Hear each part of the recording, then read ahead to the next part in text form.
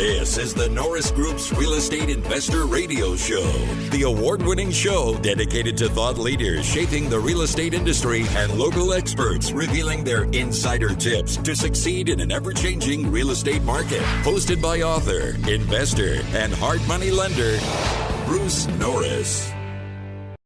Hi, thanks for joining us. My name is Bruce Norris, and once again, we are joined by Peter Fortunato, and we'll continue our discussion.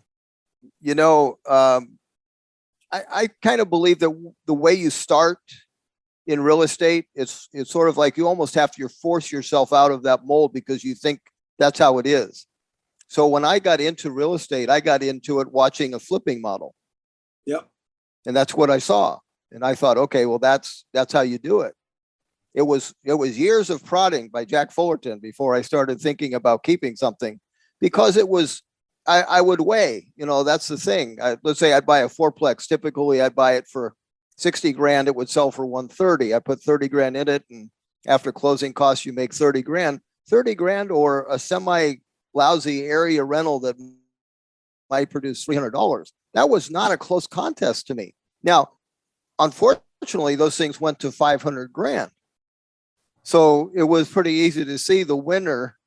Had I kept the 24 plexes I bought, you know, instead of making 20 times 30 grand, I could have made whatever it was, a crazy amount. So but that took a while for me to break away from the model that I thought that was the only one. Yeah. Well, when I started, you know, I was buying small multis while I was in college.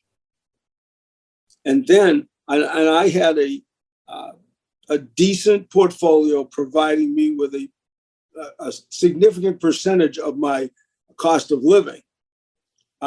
When I got married, when Gene and I got married, I wanted to be spending more time. I wanted more free time. So I traded every one of those into nicer single family houses. And then later on, when I had a little over 30 houses, we had 4 kids, and we wanted more free time, and we wanted easier income.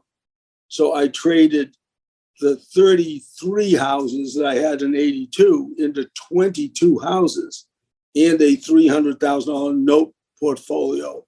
It was very specifically aimed at what my family needed, because value is so personal, so different from one person to another. John and I have done single family houses most of our lives, though we've all done a lot of different other things.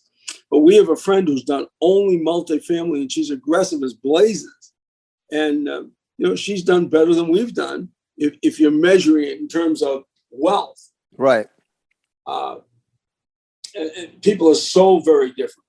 Again, going back to the allies, every person I ever did business with, I stayed in touch with. And so I do business with them again and again. Yeah, that's a very unusual model. Yeah, I don't understand how it cannot be usual. These are people you helped and who helped you. Why would you lose contact? But I had Gary Johnson asked me if I would do a presentation on the relationship between relationships and wealth building. And so in preparing for that, I found that in my 50 years in real estate, I had done 71 transactions with 4 families. Wow. And the repeat and referral business is ever so much easier. Yeah. One of the things that you said, you know, when I listen to seminars and I'm making notes on like, oh, that's a keeper. One of them was each transaction is a seed. Yes. And that's a tremendous thought when you realize, okay, we don't have to, this is not the end. It's the beginning. Well, that's a pretty important idea to have in your head. Yeah. Well, I mean, I talk about my friend, John Pojask, who just was a remarkable man who had some multifamilies when I was still in college. And I bought a property from him, and that's where I met him. Well, I bought that property, no money down, subject to the first, seller carried second. He introduced me to, quote, his banker back in 69. And we did 27 transactions in the next 30 years before he passed away. He referred me to a number of people. I've done other deals with his family. Well, it's madness to have done that first deal and not to have talked to him again. Absolutely. That deal I did with that man, such an enormous help and mentor to me, and I to him. You know what's interesting? Again, when you're shown one model, it's a little hard to get it out of your head. So, I used to run an ad that said I bought houses, and I would sit across from people, and the only thought in my mind was, I have cash, you have equity, I'm going to exchange mine for less than yours. I mean, that's the only thought that went through my head. So, but that's usually the thought that was in their head. So how do you transform somebody from thinking you need to get a check? It's easy because no one in this world, especially today, wants that cash. The only reason someone will take cash is because it's exchangeable. Cash is a note without collateral or interest or payments. So who the heck wants that? You want it because of the greater fool theory, someone else will accept it. So when you can determine that they want that cash to buy another house, to buy a car, to send a kid to college, to pay medical bills, to pay for advertising, now you know what they need. But for example, this year, what happens if someone gets cash? They go down to Bank of America or Wells Fargo and get 1/10 of 1%. Mm-hmm. Just like my tenant. Or they say, boy, I'm not taking any risks. Like, I don't believe that FDIC insurance stuff. I'm going to put it in a treasury and I'm going to get 1.25% for 10 years and really flee to safety. Well, can we beat that? Yes, but you have to pay attention to the people. I listened to a panel where a bunch of real estate people and accomplished people spoke to a group of RIAs. And every one of them uses their topic, how to raise money. And that's not how you start. You raise you raise funds to solve a problem. What you should be seeking is the problems. Your job is to be a problem solver. Help that person get that bigger house, get that smaller house, move back to be closer to family. I had a lady here who had a 4-bedroom house, 2-story, and she lived in her life. Her kids had grown up and gone away, and her husband had now passed. And then when I asked her, why would you sell a nice house like this? She said, I'd love not to sell my house, but the doctor said I can't do stairs anymore. She raised her family there. So we traded her after we discovered her friends at the church were closer to her than her extended family. And staying close to that church was critical. We traded her a condo in an elevated building with no yard to take care of for her house. And those are the kind of things but you have to go find out. You got to care to start. Yeah. No, that's very cool. As I grew into the business, I had some of those conversations where, listening to the people, it dawned on me. Honestly, the first door knock I ever did of a foreclosure was a real eye opener. I just knocked on the door, here to talk to you about your loan problem. Oh, the lady was probably 75 or so, husband the same age. Oh, we knew you'd show up eventually. Come on in. I sat down with him and she said, we'll just deed you the house. We just don't want any wood put on our windows. And I'm like, wood put on your windows? Yeah, because, whenever somebody's in trouble. So they were ready to deed like a 40 grand house for 10 grand and just get out. I said, oh, I can't do that. So I've sat there and basically said, do you have kids? And one of them's on the way. So I waited until he showed up, and I didn't want to do that transaction.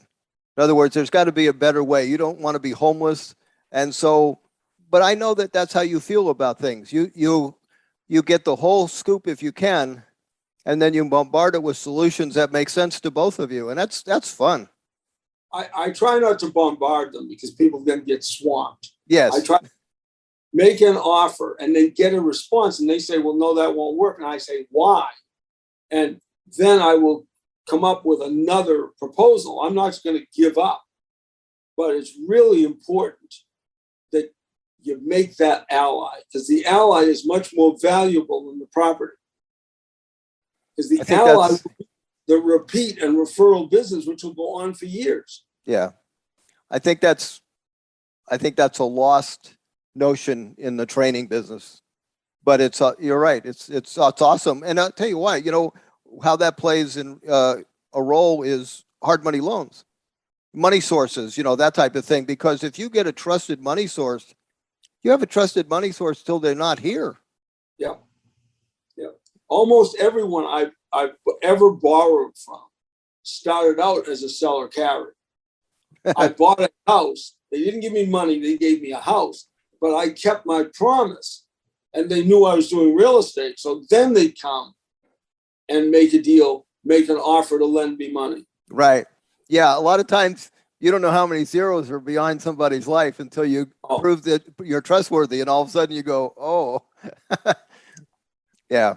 That's pretty cool. I had a couple in the other day, and they had gone to a realtor to buy a property, a very, very expensive property here, $2 million property.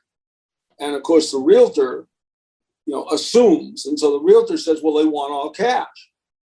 Well, that's absolute nonsense. They want the cash to do something.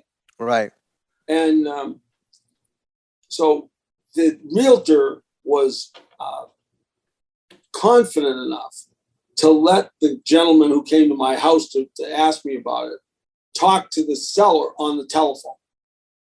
And so they talked on the telephone, and they got a little bit of a rapport.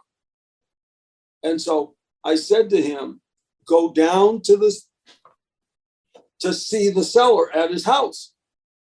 He said, well, can I do that? I said, well, probably.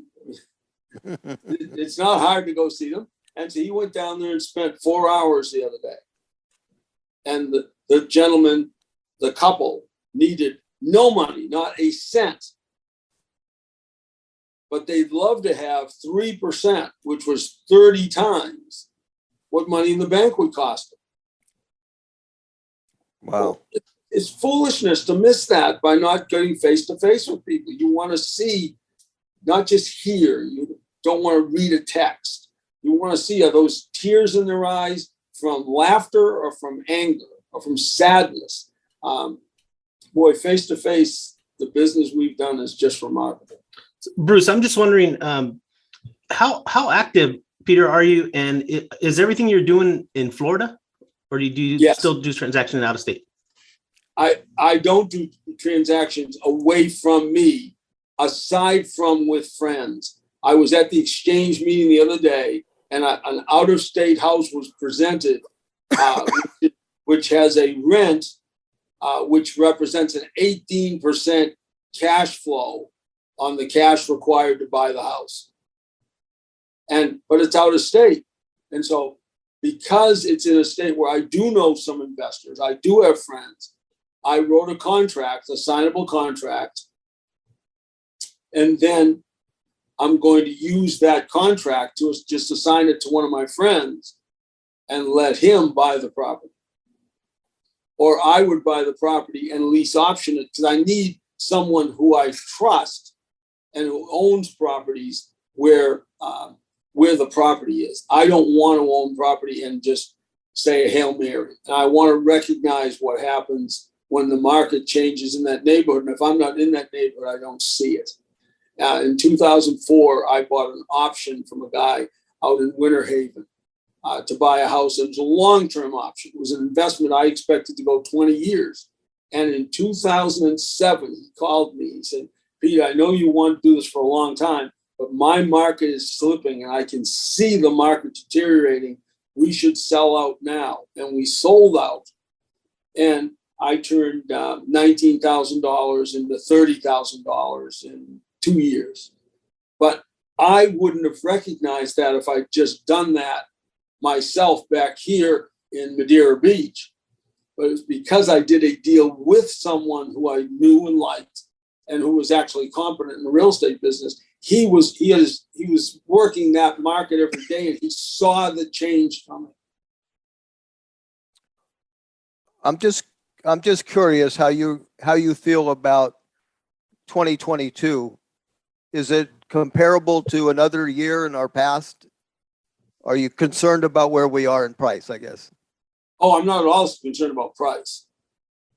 Because Really? the supply and demand, we've got a greater supply of dollars and a lesser supply of goods and services.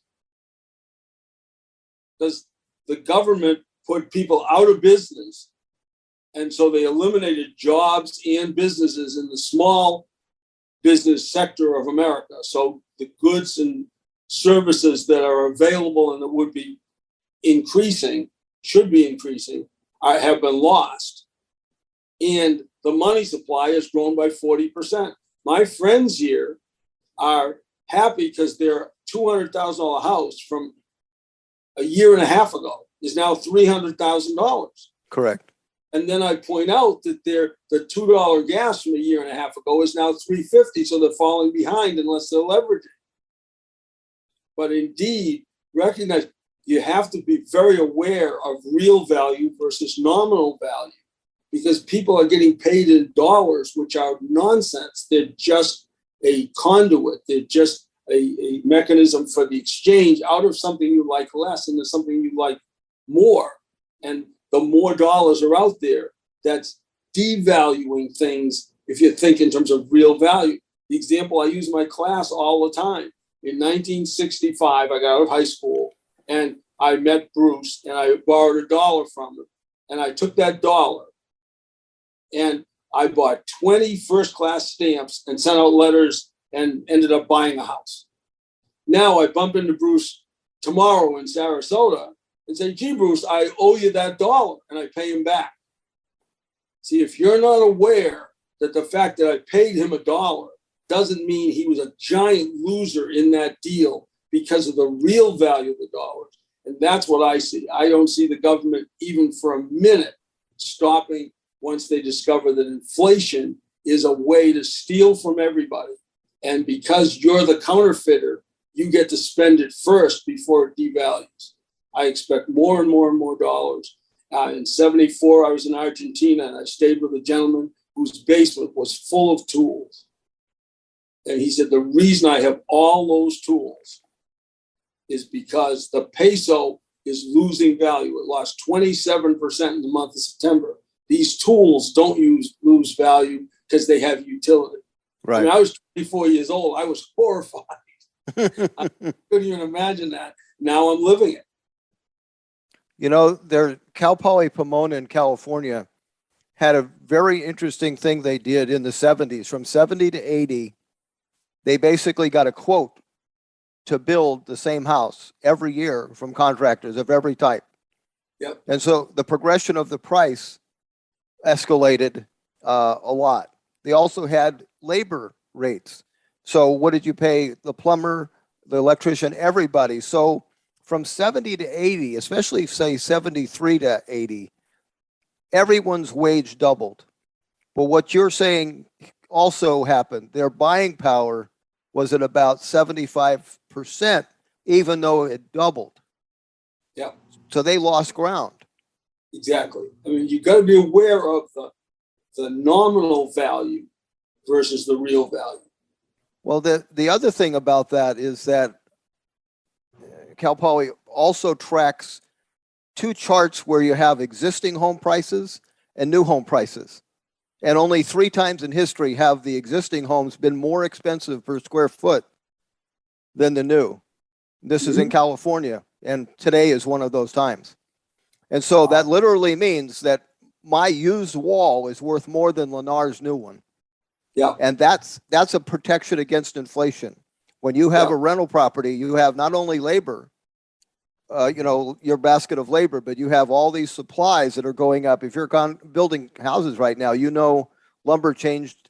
Well, your used house price changed too, because it's full of commodities and labor and land. So that was really interesting to learn.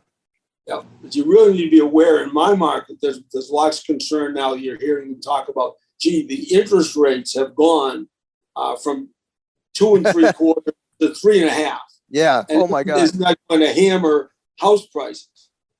And it's not, because you're talking about house prices in terms of the paper dollars, that if you put it in the bank, there's no reward.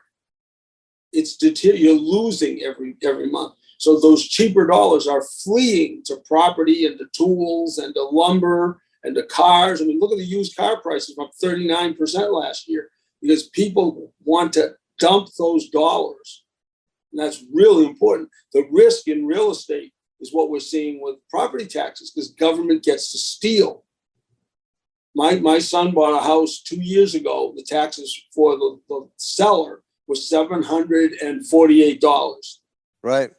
His taxes are $8,600. Yeah. Wow. Well, see, that's a lot worse than the 0.5% the interest rate went up. See, what's really interesting about the assumption, and you hear a lot of smart people say when interest rates go up, of course, real estate prices go down. And that's why I love charts, because all you have to have the two charts. So from 74 to 80, interest rates went from 7.5 to 15. California prices went from 34 to 102. Yeah. When interest rates doubled. So at least you can't say that's an absolute, because there's a cycle there that prices, everything escalated, but real estate prices went up as interest rates doubled. Yeah. That you wouldn't have ever thought. Part of what also happens, Pete, you have people that I for whatever reason, they're upset that they didn't, they're waiting till it gets to 1.9 or something. And then, so they miss 2 point something. Yeah. Well, you get kind of urgent. You don't want to get to 5. Yeah. And you become a buyer, maybe because oh shoot, I missed the 2s, but I don't want to miss getting into the other 4 or 5. And so you start pushing it. So I'm really interested in, so you're not concerned about price levels going down in Florida at any. I don't see how price levels go down when you're paying them with pieces of paper. The highest and best use of $1 one day is going to be toilet paper. I've told my kids, my grandkids, that the houses I'm buying today for them, one day they're going to decide whether they take that rent check that comes in and go to lunch or pay the mortgage off. Oh my gosh. Okay. So you're very much we're going to have a high inflation. Well, you can't print it's purely supply and demand. You can't print all those dollars. It's like if you had a little tiny microcosm economy where there were $10,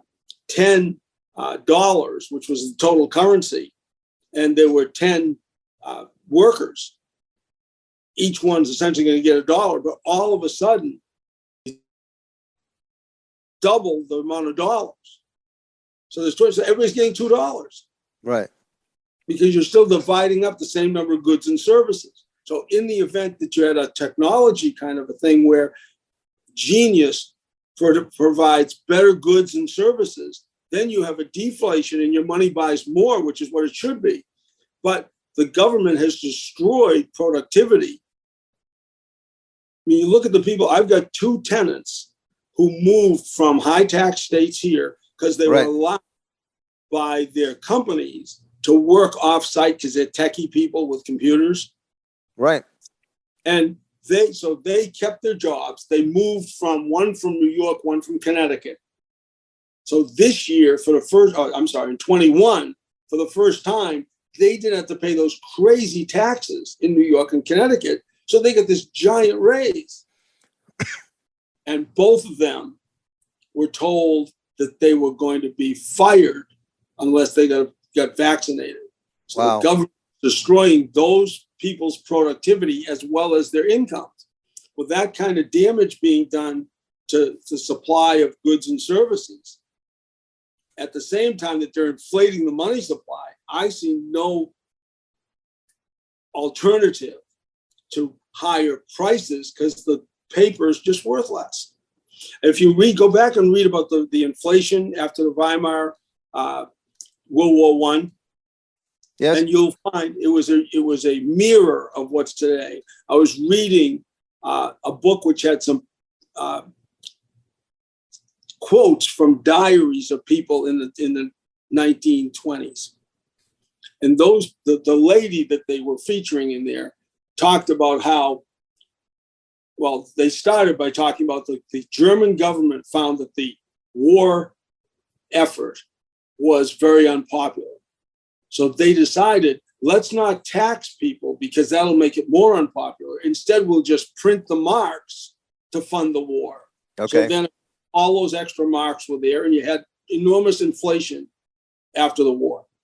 So then what happens is the government says, oh, those evil laborers and labor unions charging too much for their labor. Those terrible businessmen charging too much for their product. Those awful landlords charging too much rent. So they immediately put price controls in to protect people. Mm-hmm.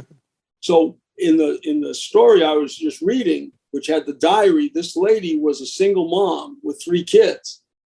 And she rented a house, which was a rent-controlled house. And she then rented one of the bedrooms for 10 times what she paid for rent. So she was Airbnb-ing in the mid-1920s, and we're seeing the same thing today. Wow. Joey? Bruce, yeah. I'm going to ask this question because John Shelby told me it was a great question last time when I asked to him. Uh-oh. So, inevitably when I'm at presentations with Bruce, he tells, everybody what's going on and does his presentation. And then right as we're walking out, you got people stopping him and they want to give them their basically their problem, their issue, their thing they're thinking about doing. And hey, Bruce, what would you do? So, not necessarily that, but what would you tell somebody that's just brand new getting into real estate in 2022? From your perspective, what would be your advice to that person? If they didn't have good people skills, I tell them to be very wary. I've always taught capitalism and acquisition to all the young people I've been around. But the last 2 years, with the end of freedom in the United States, I know too many people who bought a house, made a promise to make a payment, and then rented the house to people who were told by the CBS News they didn't have to pay the rent. And so in my lifetime, people were expected to pay the rent and expected to pay the rent. And they were actually looked down upon by their neighbors and friends and family if they didn't. Today, you will find that young person who buys that first property and his mortgage payment is $958 and he's got to rent it for $1,000.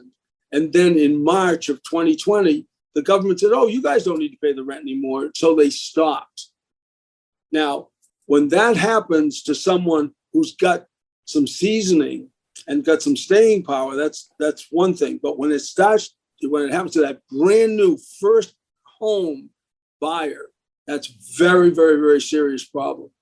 Now, if they've got some skills in management and they're used to communicating and talking with the people, they've got a chance to survive it. But if they don't have any of those skills, they are taking more risk than I've seen people take in getting started.